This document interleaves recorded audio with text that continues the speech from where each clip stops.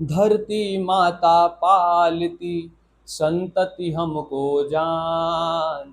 धरती माता के लिए बेहद है सम्मान।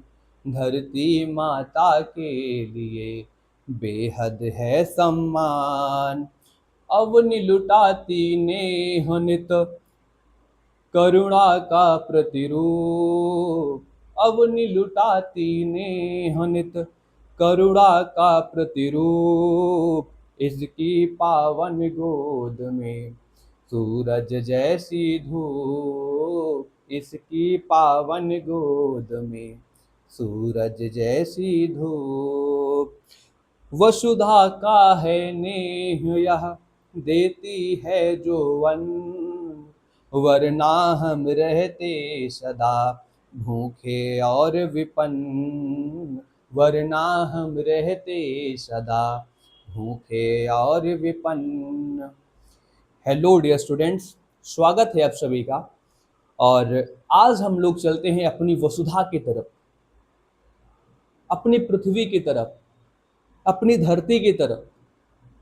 अभी तक हम लोगों ने अध्ययन किया हमारे ब्रह्मांड की उत्पत्ति कैसे हुई, फिर उसके बाद हमने पढ़ा हमारे सौरमंडल की उत्पत्ति कैसे हुई, और आज हम जानेंगे कि हमारा ग्रह जिसमें हम निवास करते हैं और अभी तक ज्ञात सभी ग्रहों में से केवल एकमात्र ग्रह है पृथ्वी, जहाँ पर जीवन है, उस ग्रह के बारे में और उसका विश्लेषण करते हुए हम विभिन्न क्लासों में, ये बहुत लंबी श्रृंखला होगी जिसके अंतर्गत हम पृथ्वी और उससे संबंधित विभिन्न घटनाओं, विभिन्न घटकों के बारे में हम अध्ययन करेंगे। कई बार लोगों के मन में यह प्रश्न उठता है कि क्या पृथ्वी गोल है। कुछ लोग कहते हैं कि नहीं, पृथ्वी चपटी हुई है, जबकि कुछ कह देते हैं कि नहीं भाई, पृथ्वी तो सपाट है, पृथ्वी गोल कैसे हो सकती है। तो बच्चों, ना तो पृथ्वी गोल है और ना ही पृथ्वी चपटी हुई है, बल्कि पृथ्वी का आकार भू आब है, यानी जियोइड शेप है। यह जियोइड शेप क्या है, इसे जानने के लिए आपको इस वीडियो को पूरा देखना पड़ेगा, जिसके अंतर्गत हम आपको यह बताएंगे कि किस प्रकार से जियोइड शेप बना पृथ्वी का, पृथ्वी की उत्पत्ति कैसे हुई, और विभिन्न प्रकार के और भी टॉपिक्स जो हम पृथ्वी चैप्टर में कवर करेंगे, उसे भी हम इस सीरीज के अंतर्गत हम लोग देखने का प्रयास करेंगे। तो यदि आप यूपीएससी 2027 की तैयारी कर रहे हैं तो सबसे इम्पोर्टेंट ये हो जाता है कि पृथ्वी को पढ़ना है अगर हमें, तो इसे कैसे पढ़ें, सही अप्रोच क्या होनी चाहिए पढ़ने की। तो बच्चा, यदि आप पृथ्वी पढ़ने जा रहे हैं और यूपीएससी 2027 या 28 के लिए पढ़ रहे हैं, तो सबसे इम्पोर्टेंट ये है कि जो पृथ्वी है, यानी जो अर्थ है, इसे हम कैसे पढ़ें। तो सबसे पहले तो हम पढ़ेंगे क्या कि पृथ्वी का परिचय पहले मैं आपको दूंगा। पृथ्वी क्या है ये समझेंगे हम। पृथ्वी क्या है पहले तो ये समझेंगे, फिर उसके बाद हम समझेंगे पृथ्वी के आकार के बारे में। पृथ्वी का आकार कैसा है, जैसे मैंने अभी आपको बताया कि पृथ्वी का आकार जियोइड है या भूआब है। तो ये आकार कैसे है, कैसे यह आकार बना, उसके विषय में हम लोग चर्चा करेंगे। फिर उसके पश्चात हम लोग पहुंचेंगे पृथ्वी की गति के बारे में, पृथ्वी की गति के बारे में, यानी कि उसके घूर्णन गति के बारे में। ठीक है। फिर उसके बाद हम लोग पढ़ेंगे, इससे पहले ही हम लोग पढ़ लेंगे वैसे पृथ्वी के झुकाव के बारे में। पहले तो झुकाव के बारे में, यानी टिल्ट कितना है पृथ्वी का। ठीक है। अभी बताएंगे कि टिल्ट कैसे है, कैसे माना जाता है कि पृथ्वी का टिल्ट है, उसके विषय में हम लोग चर्चा करेंगे। फिर पढ़ लेंगे हम लोग अक्षांश व देशांतर। अक्षांश व देशांतर क्या होता है, यानी अक्षांश क्या होता है, अक्षांश रेखाएं क्या होती हैं, देशांतर क्या होता है, देशांतर रेखाएं क्या होती हैं, अक्षांश रेखाओं का निर्माण किस प्रकार से किया गया है, क्या अक्षांश जैसी कोई रेखा हमारी पृथ्वी पर एग्जिस्ट करती है क्या? तो नहीं। अक्षांश और देशांतर रेखाएं एक काल्पनिक रेखाएं हैं जिसे हम लोग अगली क्लासेस में कवर करेंगे। फिर इसके बाद हम पढ़ेंगे पृथ्वी की गति के बारे में। क्या? पृथ्वी की गति के बारे में, किसकी गति कौन कौन सी होती है। जैसे पृथ्वी की एक गति होती है बेटा घूर्णन गति, दूसरी होती है परिक्रमण गति, या उसे परिभ्रमण गति भी कहते हैं।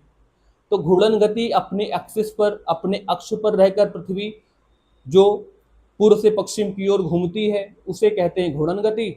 और अपने अपने परिभ्रमण अक्ष के सहारे या परिक्रमण अक्ष के सहारे पृथ्वी जब जो सन के चारों ओर चक्कर लगाती है उसे कहते हैं परिभ्रमक या परिक्रमण गति। ठीक है, तो इसके विषय में हम लोग डिटेल में अध्ययन करेंगे, ठीक है, आगामी क्लासेस में।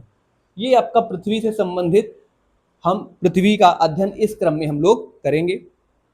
ठीक है, क्या क्या पढ़ेंगे? परिचय पढ़ेंगे, आकार पढ़ेंगे, झुकाव पढ़ेंगे, देशांतर व अक्षांश रेखा क्या होती है, और पृथ्वी की गति या पृथ्वी की गतियां कर लीजिए, पृथ्वी की गतियों के बारे में हम लोग समझेंगे।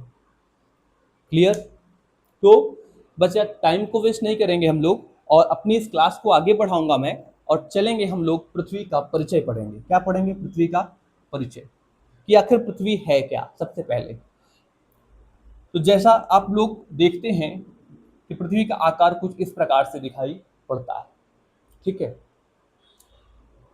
फिर हम लोग इस पृथ्वी को, जब हम पृथ्वी को पढ़ेंगे तो यहाँ पर क्या क्या अध्ययन हम लोग करने वाले हैं। देखो, तो पृथ्वी में वर्तमान में हम लोग जहाँ निवास करते हैं, जहाँ पर बैठ करके आप यह वीडियो देख रहे हैं, या जहाँ पर बैठ करके खड़े होकर के मैं यह वीडियो बना रहा हूँ, उस प्लेस में क्या क्या मौसम की अवस्थितियाँ हैं, कौन कौन से मौसम आते हैं। जैसे जैसे मौसम होते कितने हैं, तो बेटा एक तो हो गई आपकी गर्म ऋतु। क्या होती है?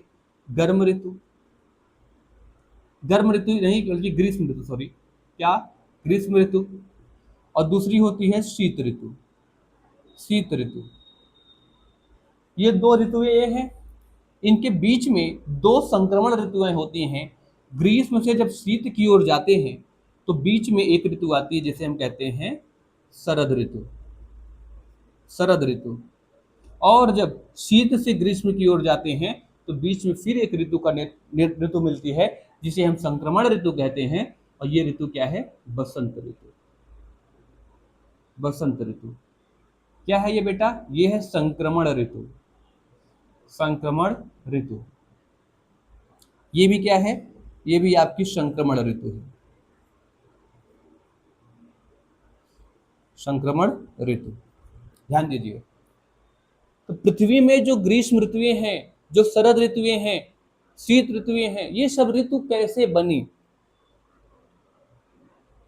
इसके विषय में हम लोग, इन सब विषयों के बारे में हम लोग अध्ययन करने जा रहे हैं। तो स्टार्ट करते हैं पृथ्वी के परिचय से कि पृथ्वी क्या है। इसका स्क्रीनशॉट ले लीजिए आप लोग। ठीक है, अब आगे बढ़ते हैं हम लोग, पृथ्वी का परिचय समझते हैं, फिर पृथ्वी के आकार व झुकाव की ओर आगे हम लोग बढ़ेंगे। एक एक उठाते हैं अब यहां से।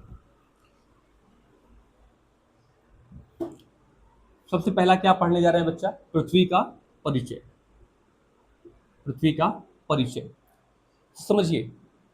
जो ये पृथ्वी है, पृथ्वी अपने तारे सूर्य के गोल्डीलॉक्स क्षेत्र में स्थित है। और गोल्डीलॉक्स क्षेत्र जो होता है वो हैबिटेबल जोन होता है, यानी आवास क्षेत्र होता है। इस क्षेत्र में मानव अनुकूल दशाएं निर्मित होती हैं, अतः पृथ्वी पर मानव जीवन पाया जाता है या जीवन पाया जाता है। तो बेटा अगर कहा जाए कि पृथ्वी पर जीवन है, इसमें पृथ्वी की कोई विशेषता है, तो बिल्कुल नहीं। पृथ्वी पर जीवन है, इसमें पृथ्वी की एक भी विशेषताएं नहीं है, बल्कि पृथ्वी पर जीवन है इसका मुख्य कारण है इसकी अवस्थिति। यह सूर्य से उतनी दूरी पर है जहां पर आवास योग्य क्षेत्र का निर्माण हुआ है। यानी सूर्य के हैबिटेबल जोन या सूर्य के गोल्डीलॉक्स जोन में पृथ्वी अवस्थित है, ठीक है ना। और इससे इसके वायुमंडल में उचित संगठन और जल जो है वो तरल रूप में पाया जाता है, ठीक है। वायुमंडलीय दशाओं का उचित संगठन और जल का तरल रूप में पाया जाना संभव क्यों हुआ? क्योंकि यह सूर्य के गोल्डीलॉक्स क्षेत्र में स्थित है, ठीक है ना। बात समझ आई कि नहीं आई? सबसे पहली बात क्या बताएंगे भाई कि पृथ्वी क्या है। तो पृथ्वी अपने तारे सूर्य के गोल्डीलॉक्स क्षेत्र में स्थित है, जिसके कारण इसके वायुमंडल का उचित संगठन हो पाता है और इसमें जल जो है वो तरल अवस्था में प्राप्त होता है, ठीक है। जल को मैंने कहा तरल अवस्था में, ध्यान दो थोड़ा सा, जल तरल अवस्था में। तो जल की भाई 3 अवस्थाएं होती हैं। एक क्या होता है? तरल अवस्था, दूसरा होता है इसका बेटा गैसीय अवस्था, और तीसरा क्या है? ठोस अवस्था, ठीक है। अगर पृथ्वी गोल्डीलॉक्स में ना होकर के कहीं और होती, मान लो सूर्य से बहुत दूर होती, जो आपका वो एस्टेरॉयड बेल्ट था उसके बाद होती, कहीं मान लो वरुण के बाद होती, तो यहाँ पर कैसी अवस्था पाई जाती? तो भाई कई बार क्या होती, ठोसावस्था पाई जाती है ना। ठोस अवस्था जब पाई जाती है, अगर बर्फ के रूप में जल पाया जाता, तो क्या यहाँ जीवन संभव था? क्या नहीं, नहीं संभव था ना भाई। तो पृथ्वी की अवस्थिति कहाँ है? गोल्डीलॉक्स में। आप यहाँ लिखिएगा यहाँ पे कि पृथ्वी अपने तारे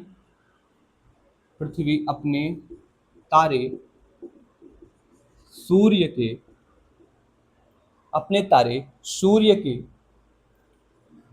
के गोल्डीलॉक्स जिसे हम लोग कहते हैं आवास क्षेत्र, ठीक है। इसे कहते हैं हैबिटेबल जोन। गोल्डीलॉक्स या आवास क्षेत्र में अवस्थित है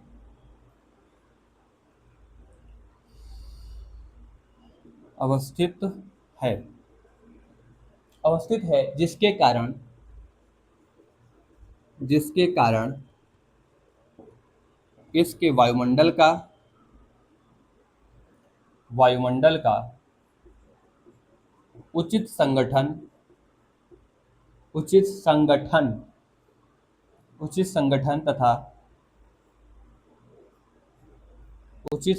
तथा जल का तरल अवस्था में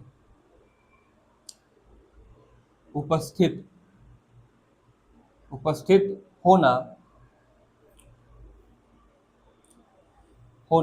आदि शामिल है, ठीक है ना। इसके कारण क्या क्या है? तो भाई जल का तरल अवस्था में होना, इसके वायुमंडल का संगठन होना, ठीक है। और ये सारी चीजें जब होती हैं तो क्या है भाई, यह मानव बस्ती के अनुकूल दशाएं हैं। मानव बस्ती के अनुकूल दशाएं हैं कि नहीं भाई? अगर जल तरल मात्रा में उपलब्ध है तो मानव वहां निवास कर पाएगा, ठीक है।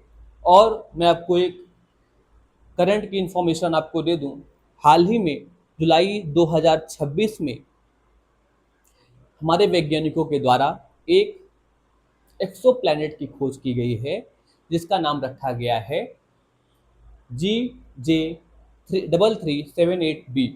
क्या है भाई? GJ3378b। ये जो प्लैनेट है, एक्सोप्लैनेट, ये प्लैनेट भी अपने स्टार, इसका जो स्टार है उसके गोल्डीलॉक्स जोन में है, कहाँ पे है, गोल्डीलॉक्स जोन में है। और गोल्डीलॉक्स जोन में होने के कारण, यानी गोल्डीलॉक्स जोन का मतलब क्या हुआ, हैबिटेबल जोन। हैबिटेबल जोन, इस हैबिटेबल जोन में होने के कारण यहाँ वैज्ञानिकों के द्वारा यह अनुमान लगाया जा रहा है कि जो GJ3378b प्लैनेट है, ये भी यहाँ पर भी मानव बस्ती के अनुकूल दशाएं पाई जा रही हैं। तो मानव जीवन के होने की संभावना प्रकट की जा रही है, परंतु अभी तक यह निश्चित रूप से नहीं कहा गया है, अभी केवल अनुमान लगाया जा रहा है। ठीक है, क्योंकि इसकी स्थिति क्या है, गोल्डीलॉक्स है। क्लियर हो रहा है ना, बात समझ में आ रही है, ठीक है ना, क्लियर। अब ये एक्सोप्लैनेट क्या होता है, एक मिनट के लिए केवल समझेंगे। एक्सोप्लैनेट का मतलब होता है कि हमारे सौरमंडल से बाहर स्थित कोई ग्रह, हमारे सौरमंडल से बाहर स्थित यदि कोई ग्रह है तो उसे कहते हैं एक्सोप्लैनेट। ठीक है, तो पृथ्वी सूर्य के गोल्डीलॉक्स जोन में है, गोल्डीलॉक्स जोन में है, जिसके कारण इसमें मानव बस्ती की अनुकूल दशाएं पाई जाती हैं, वायुमंडल का उचित संगठन होता है और जल तरल रूप में पाया जाता है, जल लिक्विड स्टेज में पाया जाता है, इसलिए यहाँ मानव जीवन संभव हो पाया। ठीक है, बात समझ में आई क्या, इसे आप नोट कीजिए, हम लोग आगे बढ़ते हैं। स्क्रीनशॉट ले लीजिए आप लोग, हो गया होगा आई होप। तो अब हम लोग आगे बढ़ते हैं बच्चा और समझते हैं चीजों को। पृथ्वी का परिचय हम लोग पढ़ रहे हैं, इसमें मैंने आपको एक चीज बता दिया कि जो पृथ्वी है वो सन के गोल्डीलॉक्स क्षेत्र में है। दूसरी चीजें और भी कुछ हैं कि बच्चा जो पृथ्वी हमारा है, हमारी जो पृथ्वी है, इसे नीला ग्रह क्यों कहते हैं। कई बार लोग पूछ लेते हैं कि बच्चा ये बताइए पृथ्वी को नीला ग्रह क्यों कहा जाता है, तो उस समय आप क्या जवाब देंगे, तो उसका आंसर अब यहाँ पर हम लोग पढ़ने जा रहे हैं। ठीक है ना, ध्यान दीजिए कि जो पृथ्वी है हमारी, ये पृथ्वी है, ठीक है ना, इस पृथ्वी में संपूर्ण पृथ्वी का जो 71% है वो जलमग्न इलाका है, यानी कि 71% क्षेत्र जो है वो जलीय क्षेत्र है। ठीक है ना, संपूर्ण पृथ्वी का याद रखिएगा, संपूर्ण पृथ्वी का 71% जलीय क्षेत्र है। ठीक है, यानी कितना बचा, बाकी 29% क्या है, स्थल है। अब इस 29% में भी, इस 29% में भी विभिन्न प्रकार की नदियां हैं, विभिन्न प्रकार के झीलें हैं, तो इसको हटा ही दो, इसको छोड़ ही दो। टोटल 71%, पहले इसको समझो, जो इंपॉर्टेंट अभी हम पढ़ रहे हैं, बाकी चीजें बाद में समझेंगे। ठीक है, 71% भाग क्या है बेटा, जल है 71% भाग में। ठीक है, और क्योंकि हम जानते हैं कि हमारी पृथ्वी को दो भागों में बांटा गया है, भूमध्य रेखा के सापेक्ष या विषुवत रेखा के सापेक्ष। ये विषुवत रेखा क्या है, भूमध्य रेखा क्या है, इसके विषय में हम लोग आगामी कक्षाओं में हम लोग पढ़ेंगे। नेक्स्ट जो लेक्चर आने वाले हैं उसमें आपको इसके विषय में जानकारी प्राप्त होगी। अभी हम लोग समझ लेते हैं कि विषुवत रेखा ऐसी रेखा होती है जो पृथ्वी को दो बराबर भागों में काटती है। ध्यान दीजिए, पृथ्वी जो बराबर भाग में कट रहे हैं, ये क्या है बेटा, विषुवत रेखा, विषुवत रेखा है। इस विषुवत रेखा के उत्तर में, इस विषुवत रेखा के उत्तर में जो भाग है उसे उत्तरी गोलार्ध कहते हैं। क्या कहते हैं, उत्तरी गोलार्ध। और इसके दक्षिण में जो भाग स्थित है उसे कहते हैं दक्षिणी गोलार्ध।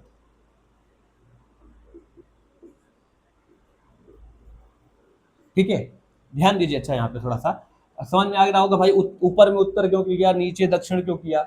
तो बोर्ड में जो हमारे राइट साइड का जो हिस्सा होता है, राइट साइड वाला भाग, इसे हम ईस्ट कहते हैं।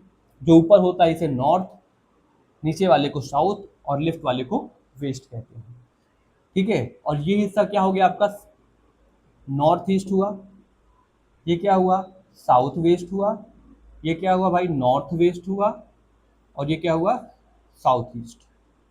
ठीक है, ये हमारी दिशाएं होती हैं, ये ध्यान में रखिए। इसके सापेक्ष जो हमारा विषुवत रेखा है, इसके उत्तर में स्थित जो गोलार्ध है उसे कहा गया उत्तरी गोलार्ध। ठीक है, नदर्न हेमिस्फेयर, नदर्न हेमिस्फेयर। और दक्षिणी गोलार्ध को कहा गया क्या चीज है? सदर्न हेमिस्फेयर, सदर्न हेमिस्फेयर, ठीक है, northern hemisphere and southern hemisphere. Clear?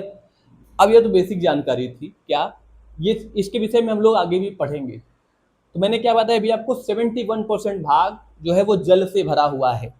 और हमारी पृथ्वी का जो उत्तरी गोलार्ध है, उत्तरी गोलार्ध है, उत्तरी गोलार्ध के संपूर्ण क्षेत्र का 60%, उत्तरी गोलार्ध के संपूर्ण क्षेत्र का 60% भाग जल है, और जो 40% भाग है वो क्या है? स्थल। ध्यान दीजिएगा, अभी कुछ कर नहीं रहा है, ठीक है। और दक्षिणी गोलार्ध का टोटल जो क्षेत्रफल है, उस क्षेत्र का लगभग 80% भाग जल है, और 20% भाग जो है वो स्थल है, ठीक है। 80% भाग जल है और 20% भाग स्थल है। इसी आंकड़े को ध्यान में रखते हुए उत्तरी गोलार्ध को स्थलीय गोलार्ध कहते हैं, और दक्षिणी गोलार्ध को जलीय गोलार्ध कहते हैं। ध्यान दीजिए, उत्तरी गोलार्ध में जल 60% है और स्थल 40% है, इसलिए यहाँ पर रहने योग्य भूमि कितनी है? 40%। रहने योग्य भूमि ना कह के हम कहें केवल स्थलीय भाग, रहने योग्य तो और कम हो जाएगा। स्थलीय भाग कितना है? 40%। इसलिए इसे क्या कहते हैं? इसे कहते हैं बेटा स्थलीय गोलार्ध, स्थलीय गोलार्ध कहते हैं। और इसका भाग जो आपका जल सबसे ज्यादा है, 80% जल है, इसलिए इसे जलीय गोलार्ध कहते हैं, जलीय गोलार्ध कहते हैं, ठीक है। ध्यान दीजिए बातों को। यदि आप इसे नोट करना चाहें तो एक पॉइंट में नोट कर लीजिए कि पृथ्वी के समस्त क्षेत्रफल का 71 यानी 71% भाग जल है, और ठीक है, बाकी कितने बचा? 29% भाग स्थल है। ये भी आप लिख लीजिए, 29% भाग स्थल है, फुल स्टॉप। फिर अगली लाइन में आप लिखिए कि पृथ्वी के उत्तरी गोलार्ध में उत्तरी गोलार्ध के कुल क्षेत्रफल का 60% भाग जल और 40% भाग स्थल है, इसलिए इसे स्थलीय गोलार्ध भी कहते हैं। लाइन चेंज करके लिखेंगे, दक्षिणी गोलार्ध के संपूर्ण क्षेत्रफल का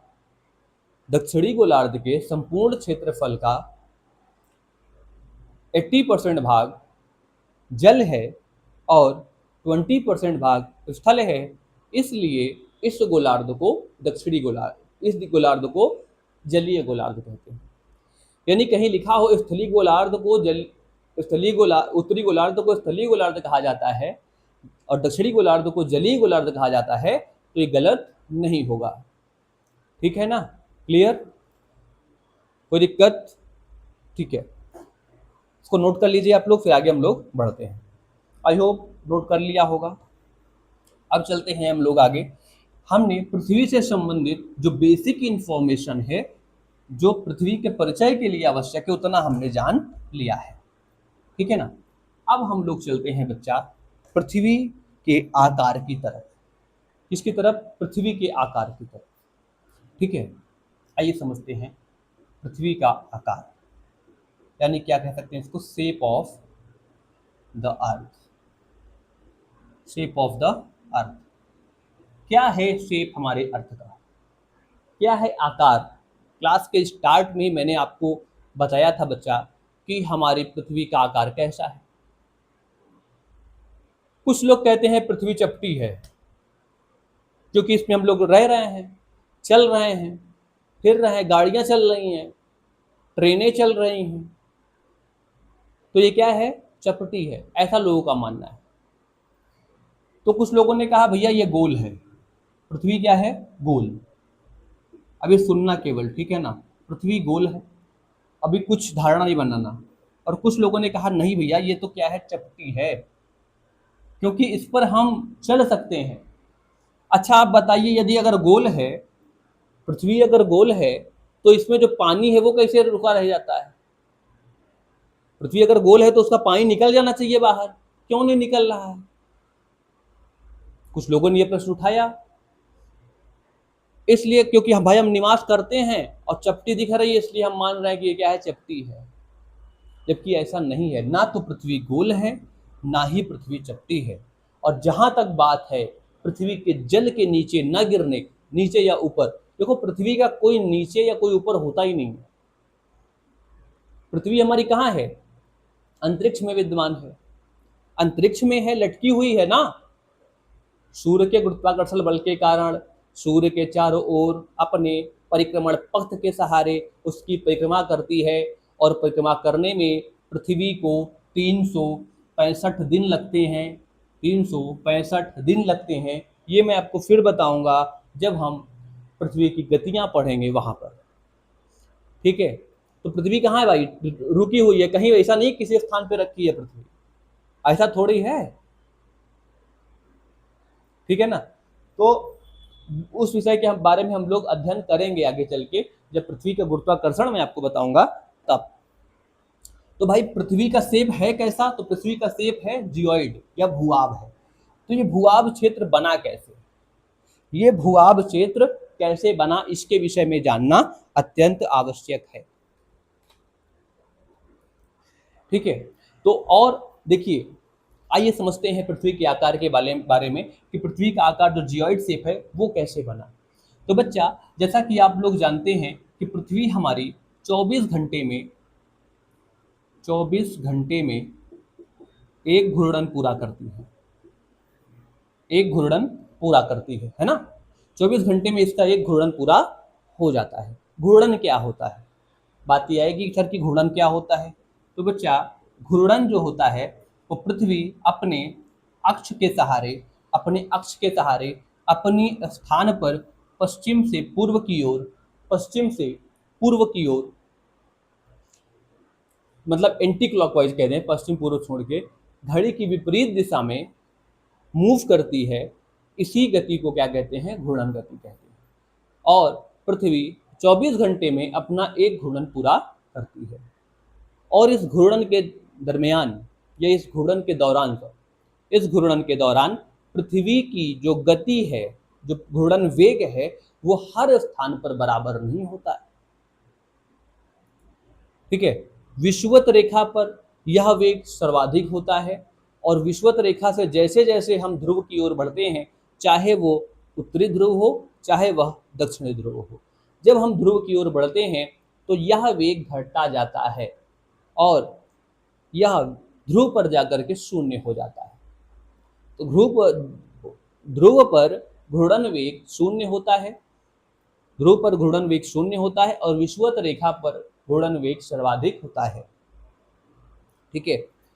चूंकि चूंकि ध्रुव पर घूर्णन वेग शून्य होता है, इसलिए इसलिए यहाँ पर तो जो ग्रेविटी ऑफ सेंटर है, जो केंद्र का गुरुत्वाकर्षण है, वो ध्रुव को अपनी ओर आकर्षित करता है, और उसके आकर्षण के कारण ये जो ध्रुव है, चाहे वो नॉर्थ हो चाहे साउथ हो, वो नीचे की ओर धंस जाता है और कुछ इस प्रकार की आकृति बनती है ये, ठीक है। वैसे यहाँ भी क्या होता है, ये नीचे की ओर धंस जाता है तो ये वाली आकृति बनकर के तैयार होती है, ठीक है। ये यहाँ पर ध्रुव की बात हो गई, ठीक है। सेंटर की तरफ ग्रेविटी के कारण कुछ पार्ट नीचे की ओर धंसता है, जिससे वहां पर चपटा हुआ दिखाई पड़ता है ध्रुव पर। वहीं इसके विपरीत विषुवत रेखा पर घूर्णन वेग अधिक होने के कारण, विषुवत रेखा से जो पदार्थ हैं वो बाहर की ओर निकलने का प्रयास करते हैं, इसलिए यहाँ पर पृथ्वी बाहर की ओर निकली हुई प्रतीत होती है, यहाँ पर पृथ्वी चौड़ी हो जाती है, ठीक है। यहाँ पर पृथ्वी चौड़ी हो जाती है, और यही कारण है कि पृथ्वी की दो त्रिज्याएं हैं। एक त्रिज्या जो है वो आपकी है ध्रुवीय त्रिज्या, ये क्या है बेटा? आपका ध्रुव है, और ये क्या है? आपका विषुवत रेखा है। तो एक है आपकी ध्रुवीय त्रिज्या, एक है विषुवतीय त्रिज्या। ध्रुवीय त्रिज्या जो है वो है 6357 किलोमीटर और विश्वतीय त्रिज्या जो है वो है 6378 किलोमीटर। इन दोनों त्रिज्याओं के मध्य का अंतर जो है वो लगभग आता है 21 किलोमीटर का। ठीक है, यानी कि त्रिज्या का अंतर कितना है, 21 किलोमीटर।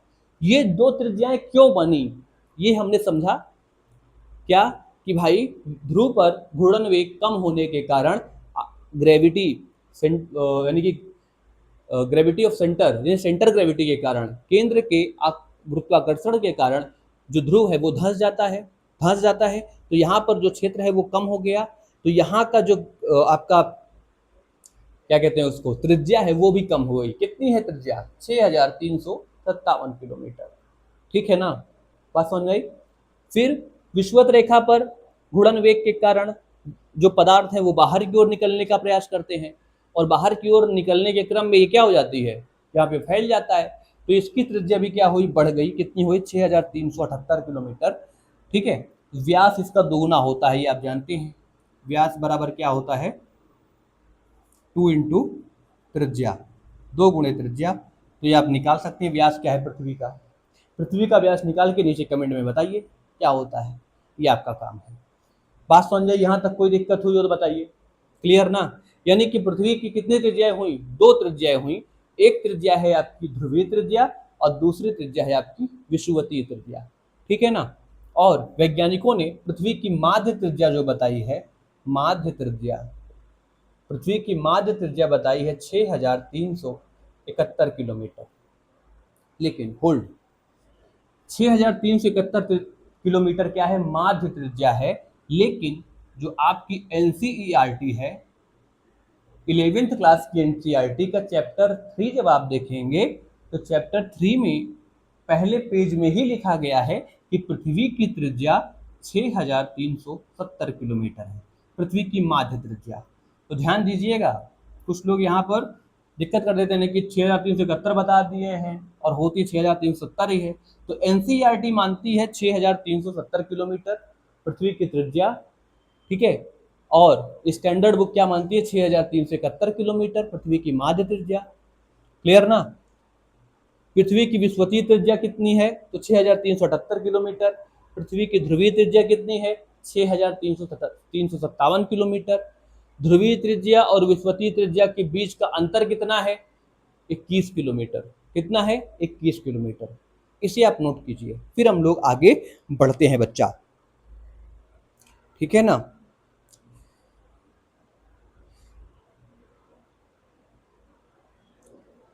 क्लियर।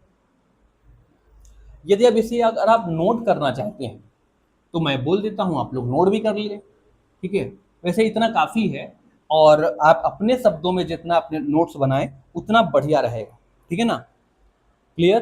तो कहने का मतलब पृथ्वी का आकार के बारे में जब कोई पूछे तो हम क्या कहेंगे, हम कहेंगे कि पृथ्वी 24 घंटे में अपना एक घूर्णन पूरा करती है और इस घूर्णन के दौरान पृथ्वी के समस्त क्षेत्रों में घूर्णन वेग एक समान नहीं होता है। विषुवत रेखा में घूर्णन वेग सर्वाधिक, और जैसे जैसे हम विषुवत रेखा से ध्रुव की ओर बढ़ते हैं घूर्णन वेग में कमी आती है, घूर्णन वेग में कमी आती है। क्लियर रही बात।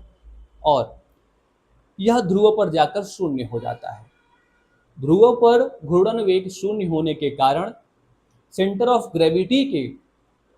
ग्रेविटी इसे अपनी ओर आकर्षित करती है और यहाँ की जो भूमि है वो चपटी हो जाती है। यहाँ पर यानी कि ध्रुव जो है वो चपट जाता है, क्योंकि यहाँ पर क्या है, घूर्णन वेग शून्य है और घूर्णन कुछ भी नहीं है तो अपनी ओर आकर्षित कर लेता है।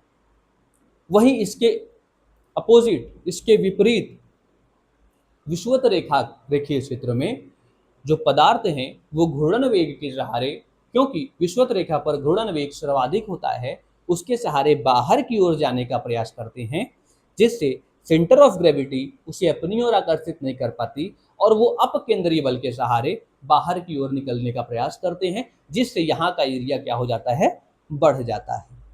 ठीक है, क्लियर बात समझ आई कि नहीं समझ में आई। इसी विभेदी घूर्णन गति के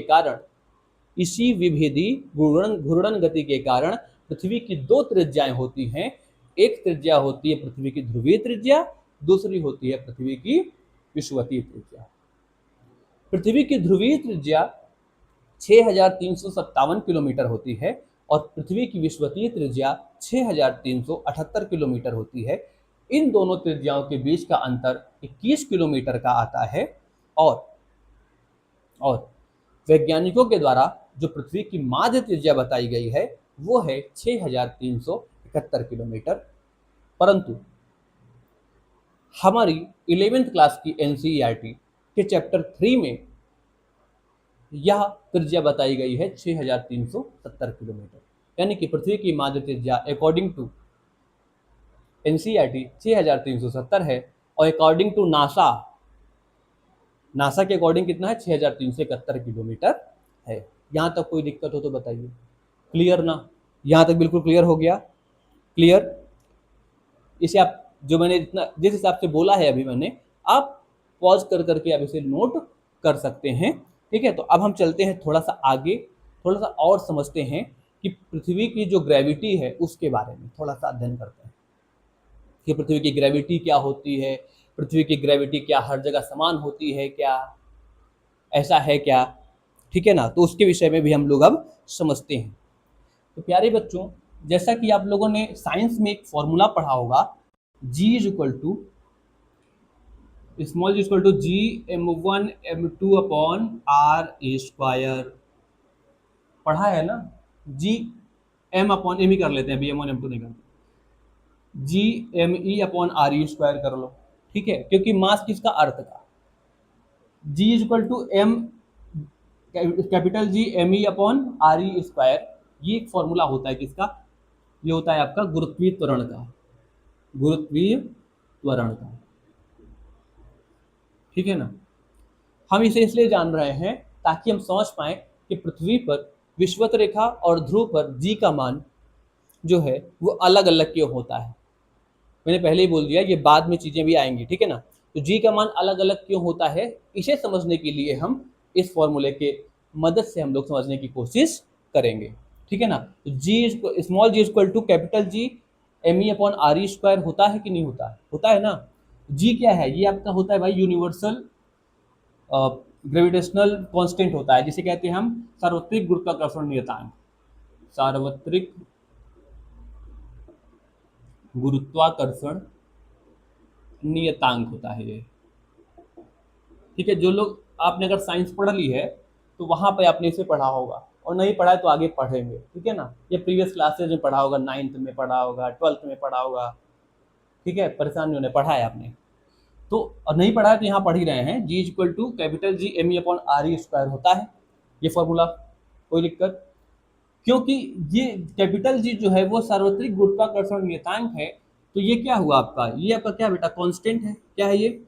कांस्टेंट है, यानी सब जगह ये क्या होगा, बराबर होगा, बराबर ही होगा ना। और एम ई यानी कि मास ऑफ अर्थ, ये भी क्या होगा सब जगह, ये भी कांस्टेंट, ये भी कांस्टेंट। अगर इन दोनों को कांस्टेंट ले लें तो जी जो है वो क्या है, inversely proportional to r E square, यानी कि जो आपका गुरुत्वीय त्वरण है वो त्रिज्या के वर्ग के व्युत्क्रमानुपाती होता है। यहाँ तक कोई दिक्कत? बात समझ आ रही कि नहीं? यानी कि गुरुत्वीय त्वरण त्रिज्या के वर्ग के व्युत्क्रमानुपाती होता है। कहने का मतलब, अगर किसी पिंड की यानी कि पृथ्वी की बात कर रहे हैं, यहाँ की अगर त्रिज्या बढ़ती है तो ग्रेविटी क्या होगी, गुरुत्वीय त्वरण क्या होगा, घटेगा। जी का मान क्या होगा, हमेशा घटेगा अगर ये बढ़ेगा तो। अगर यहीं पर जो त्रिज्या है वो घट रही है तो जी का मान क्या होगा बेटा, बढ़ेगा। क्या होगा, जी का मान बढ़ेगा। बात समझ आ रही कि नहीं?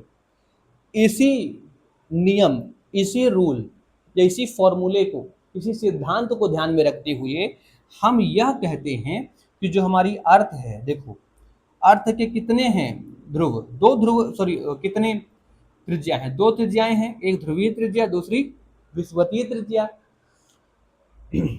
सॉरी, तो जो विषुवतीय त्रिज्या है वो क्या है, ज्यादा है विद कंपैरिजन टू ध्रुवीय त्रिज्या, है ना। तो विषुवतीय त्रिज्या कितनी है, 6,378 किलोमीटर, ध्रुवीय त्रिज्या 6,357 किलोमीटर, ध्यान दीजिए, ये भी आर ई है, ये भी आर ई है, क्लियर ना। अब यहाँ आर ई ज्यादा है, यहाँ आर ई ज्यादा है, तो जी का मान क्या होगा, कम होगा ना भाई, जी का मान क्या होगा, कम होगा। तो यहाँ जी का मान होता है 9.7 मीटर पर सेकेंड स्क्वायर, ठीक है। यहाँ क्या है देखो, त्रिज्या क्या है, विथ कंपेरिजन टू इक्वेटर, पोल की त्रिज्या क्या है, कम है। तो पोल की त्रिज्या कम होगी तो यहाँ का मान कितना होगा, इससे ज्यादा होगा। यहाँ का मान होता है, जी की वैल्यू होती है 9.8 मीटर पर सेकेंड स्क्वायर। ध्यान दीजिए, कई बार एग्जाम में एजर्सन रीजन वाले टाइप में क्वेश्चन ये पूछ लेता है कि पृथ्वी की विषुवत रेखा से ध्रुव की ओर बढ़ने पर जी का मान बढ़ता है। फिर कारण दे देगा, क्योंकि क्योंकि क्योंकि गुरुत्वीय त्वरण या जी त्रिज्या के वर्ग के व्युत्क्रमानुपाती होता है, त्रिज्या के वर्ग के व्युत्क्रमानुपाती होता है। फिर कहेगा कि निम्नलिखित विकल्पों में से सही विकल्प का चयन करें। कथन और कारण दोनों सही है, और कथन कारण की व्याख्या कर रहा है, पहला। दूसरा, कथन सही है परंतु कारण गलत है। तीसरा, कारण सही है परंतु कथन गलत है। और ऑप्शन डी, ना तो कथन सही है और ना ही कारण सही है। आंसर क्या होगा कमेंट बॉक्स में आप लोग बताइएगा। तो हम लोग अब अपनी क्लास को और आगे बढ़ाते हैं और चलते हैं अपने पृथ्वी के झुकाव के बारे में, समझते हैं कि पृथ्वी का झुकाव क्या है। यहाँ कहने का मतलब आपको यहाँ एक चीज समझ में आनी चाहिए कि पृथ्वी की विषुवत रेखा पर जी का मान कितना है, 9.7 मीटर पर सेकेंड स्क्वायर, और पृथ्वी की ध्रुव पर जी का मान कितना है, 9.8 मीटर पर सेकेंड स्क्वायर। यानी कहने का मतलब, एक लाइन में आप लोग लिख ही लीजिए कि लिखेंगे आप कि पृथ्वी पर, एक मिनट इसको इरेज करके मैं एक लाइन में आपको लिखाई देता हूं ताकि चीजें क्लियर रहें।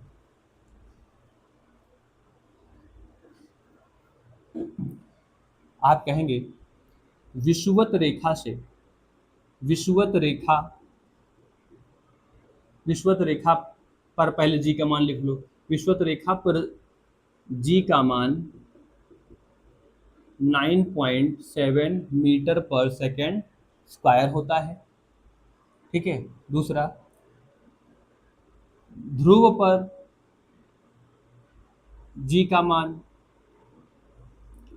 9.8 मीटर पर सेकेंड स्क्वायर होता है, ठीक है। ये पृथ्वी के आकार वाले में ही हम लोग कर रहे हैं, ठीक है ना। फिर आगे आप लिखेंगे कि विषुवत रेखा से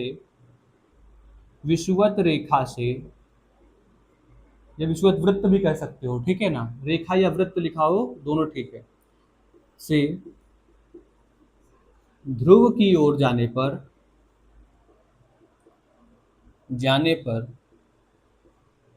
गुरुत्वीय त्वरण का मान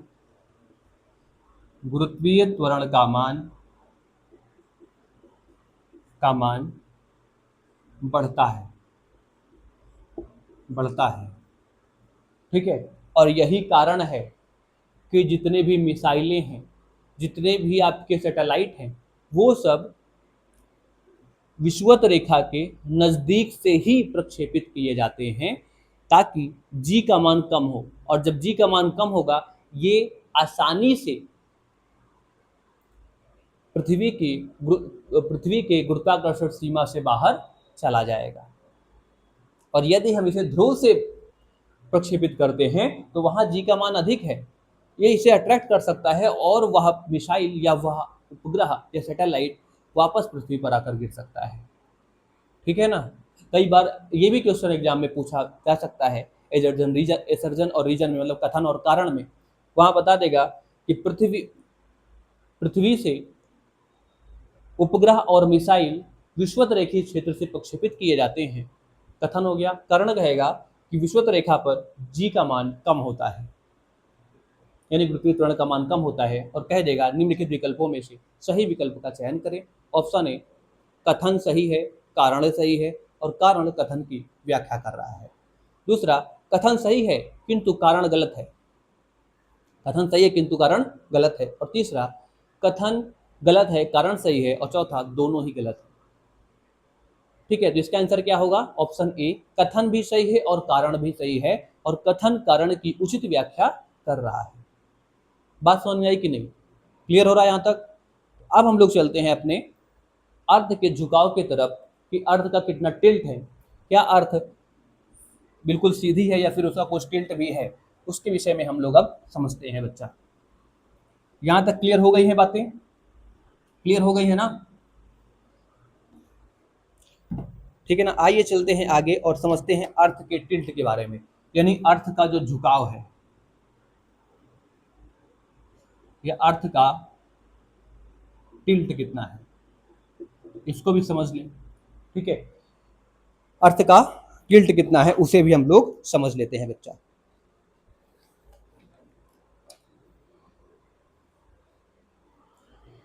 ठीक है, अर्थ के टिल्ट को समझने से पहले एक पॉइंट और थोड़ा सा हम लोग उस आकार वाले में थोड़ा समझ लें कि जहां पर मैंने आपको बताया था, जहां पर मैंने आपको बताया कि पृथ्वी पर जो हमारा पृथ्वी का घूर्णन वेग है वो एक जगह, यानी मतलब हर जगह सर्वत्र समान नहीं है।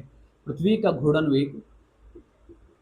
वेग सर्वत्र समान नहीं, सर्वत्र समान नहीं है, ये हमने देखा था। ठीक है, तो थोड़ी सी चीजें और देख लेते हैं। तरफ समान नहीं है, विषुवत रेखा पर सर्वाधिक है, ध्रुव पर सबसे कम है। ध्रुव पर इसे क्या कहा जाता है? ध्रुव पर घूर्णन वेग क्या है? शून्य है। और विषुवत रेखा पर क्या है? सर्वाधिक है। ध्यान दीजिए, तो ऐसी एक परिकल्पना की गई कि यदि पृथ्वी घूर्णन करना बंद कर दे, यदि पृथ्वी घूर्णन करना बंद कर दे तो क्या होगा? यदि पृथ्वी घूर्णन करना बंद कर दे तो क्या होगा? ये इस चीज को थोड़ा समझ लें हम लोग। ठीक है, ये थोड़ा इंपॉर्टेंट है। यदि पृथ्वी घूर्णन करना बंद कर दे तो क्या होगा? भाई, यदि पृथ्वी घूर्णन करना बंद कर देगी तो जो पृथ्वी है ना वो पूर्ण गोल हो जाएगी। क्या हो जाएगी? पूर्ण गोल हो जाएगी। क्यों? क्यों पूर्ण गोल हो जाएगी? क्योंकि यदि पृथ्वी घूर्णन करना बंद कर देगी तो विषुवत रेखा पर जो घूर्णन वेग सबसे अधिक है वो क्या हो जाएगा? यहाँ भी घूर्णन वेग हो जाएगा क्या? शून्य। और जब यहाँ भी घूर्णन वेग शून्य हो जाएगा तो यहाँ जो पदार्थ बाहर की ओर जा रहे थे वे बाहर की ओर नहीं जाएंगे, क्योंकि ग्रेविटी, जो आपकी सेंटर ऑफ ग्रेविटी है, वो उसको अट्रैक्ट करके रखेगी। जैसे वो ध्रुव को अट्रैक्ट करके रखती है वैसे ही विषुवतीय क्षेत्र के जो आपका एरिया है उसे भी अपने क्षेत्र में क्या करेगी? वो अट्रैक्ट करके रखेगी, है ना? तो जब वो अट्रैक्ट करके रखेगी तो यहाँ चारों तरफ से उसका जो ग्रेविटी होगी वो इक्वल हो जाएगी। यानी जो जी का मान हम अलग अलग बता रहे हैं कि हर प्लेस पे अलग अलग होता है जी का मान। ठीक है, तो क्या हो जाएगा? जी का मान भी नियतांक एक स्थिर हो जाएगा, नियत हो जाएगा। उस जी के मान नियत होने के कारण पृथ्वी क्या हो जाएगी? गोल हो जाएगी। क्लियर? ये बात समझ में आई कि नहीं? क्लियर ना? बोलो। ठीक है, तो इसे आप नोट कर सकते हैं कि यदि पृथ्वी घूर्णन करना बंद कर दे, यदि पृथ्वी घूर्णन करना बंद कर दे तो विषुवत रेखा पर घूर्णन वेग शून्य हो जाएगा। विषुवत रेखा पर घूर्णन वेग शून्य हो जाएगा